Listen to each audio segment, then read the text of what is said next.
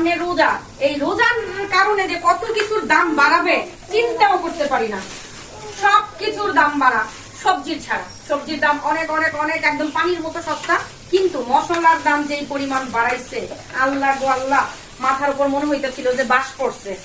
এই যে এলাচ হচ্ছে 5200 টাকা কেজি। রোজা তো আসতেছে না, সবার বিজনেসের একটা কি বলবো স্ট্র্যাটেজি।